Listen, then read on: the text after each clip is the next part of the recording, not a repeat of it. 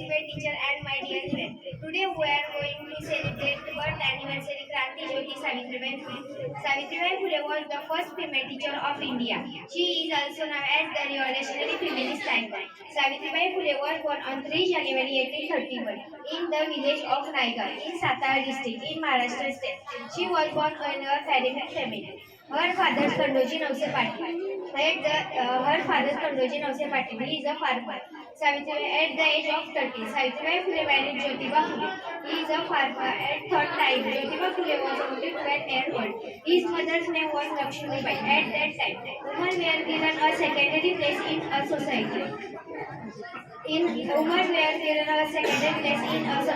On January 1, 1848, she started the first school for girls with help the Jyotiba Phule. When Savitribai Phule was on her way to school from her house, some of her opponents threw stones at in the street. She opposed many brand practices like Bal Vivah, Sati Keshav, but Savitribai Phule also edited windows. Thank you.